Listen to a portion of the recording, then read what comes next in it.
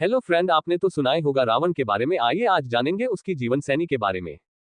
Fact number 1। Ravan बचपन से ही नहीं एक ब्राह्मण और ना ही एक राक्षस था। रावण ऋषि विश्रवा का पुत्र थे जो कि विद्वान ब्राह्मण थे। जब उसकी मां केकसी ऋषि विश्रवा की दूसरी पत्नी थी और वह एक क्षत्रिय राशि थी जिनको राक्षसी के नाम से भी जाना जाता है। यही कारण था कि बच्चेबान से ही रावण के पास ब्राह्मण जैसी बुद्धि और राक्षसों जैसी शक्ति विद्यमान थी। Fact number 2। श्रीलंका के प्राचीन इतिहास में सबसे कुशल और सबसे बुद्धिमान राजा रावण ही थे। ये बातें इतिहास में लिखित है। रावण के ही शासनकाल में श्रीलंका की प्रजा सबसे कुशल और समृद्ध रही थी। Fact number 3। आपको जानकर हैरानी होगी, रावण की पूजा श्रीलंका में ही नहीं बल्कि भारत के दक्षिण राज्यों में रावण की पूजा होती है। Fact number 4। कानपुर का कैलाश मंदिर वर्ष में दशहरे के दिन एक बार खुलता है जहां पर रावण की पूजा की जाती है। Fact number 5। रावण को संगीत का शौक था। वो संगीत जानते भी थे। उसे वीणा बजाना बहुत पसंद करते थे। Fact number 6। रावण परम ज्ञानी थे। उसने 6 शास्त्रों की रचना की थी। रावण ने योग, धर्म, कामा, अर्थ, मोक्ष और नाव्या शास्त्र लिखे।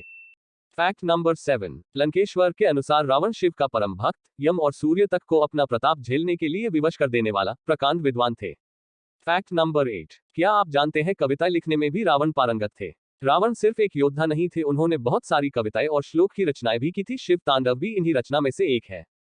Fact number 9। रावण को संगीत का भी बहुत ज्ञान और शौक था। रुद्र वीणा बजने में रावण से कोई नहीं जीत सकता थे। रावण जब भी परेशान या चिंतित होता तो रुद्र वीणा बजाने लग जाते थे।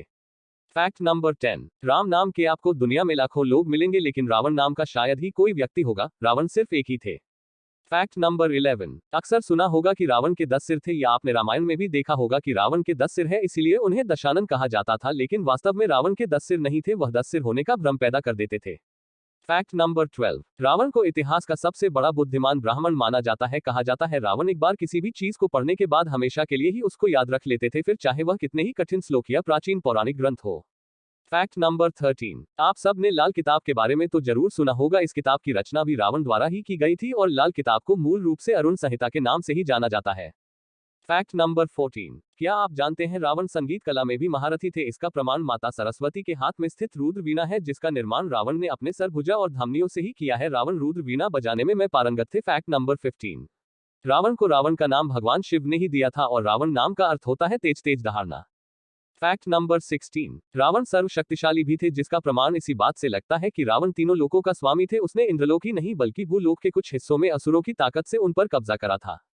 Fact number 17। रावण सदैव ही वीर योद्धा की तरह अपने सेना की अगुवाई किया करता था और बहुत से युद्ध उसने बिना अपने शौर्य के दम पर जीते थे। यहाँ तक कि रावण ने यमपुरी जाकर यमराज को युद्ध के लिए ललकारा था और उन्हें हराया और नरक में सजा पा रहे जीव आत्मा को यमलोक से मुक्त कराया और उन्हें अपनी सेना में भर्ती करवाया।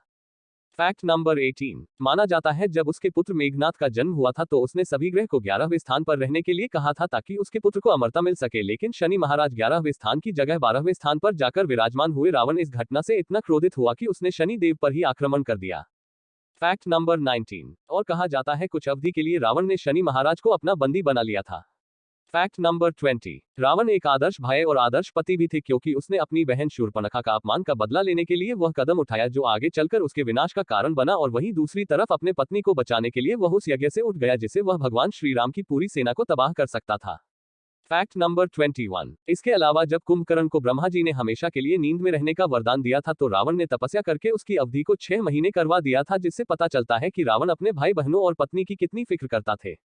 Fact number 22। क्या आपने सुना है श्रीलंका के पूर्वज का मानना है कि रावण का शरीर आज भी श्रीलंका के जंगलों में किसी को पा में रखा गया है। वहां के लोग मानते हैं कि रावण के वध के बाद नाग जाति के लोग रावण को कई विधियों से जीवित करने का प्रयास किया था लेकिन उन्हें सफलता नहीं मिली। Fact number 23। तो वो उनके शरीर को उठाकर ले गए और उनके शरीर पर जड़ी बूटियों का लेप लगाकर एक ताबूत में सुरक्षित रखकर उस ताबूत को किसी गुफा में छुपा में रख दिया क्योंकि उन्हें यह उम्मीद थी कि अगर लक्ष्मण को संजीवनी बूटी से दोबारा जीवित किया जा सकता है तो उसी से संजीवनी बूटी से रावण को भी जीवित किया जा सकता है। Fact number 24। क्या आप जानते हैं लंका का निर्माण विश्वकर्मा जी ने किया था और जब उस पर रावण के सौतेले भाई कुबेर का कब्जा था, पर जब रावण तपस्या से लौटा था तब उसने कुबेर से पूरी लंका छीन ली थी। ऐसा कहा जाता है रावण के राज में गरीब से गरीब का घर भी उसने सोने का कर दिया था जिसके कारण उसकी लंका नगरी में खूब ख्याति थी।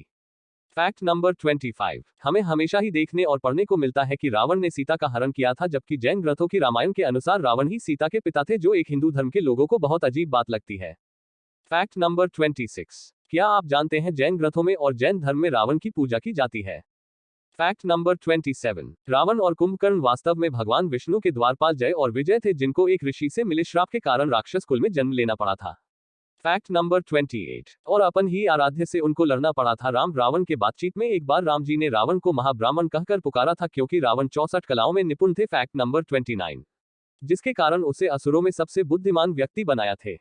फैक्ट नंबर 30 रावण ने अपने जीवन काल में लगभग अपनी सभी इच्छाएं पूरी करी लेकिन रावण के कुछ इच्छाएं अधूरी रह गई थी। फैक्ट नंबर 31 रावण चाहते थे कि उनके महल में सोने की सुगंध आए और मदिरा की दुर्गंध समाप्त हो जाए और साथ ही वह स्वर्ग तक सिदिया बनाए और समुद्र के खारे पानी को मीठा पानी के रूप में हो जाए। फैक्ट नंबर 32 और रावण चाहता थे कि सभी लोग गोरे दिखाई दे, कोई भी काले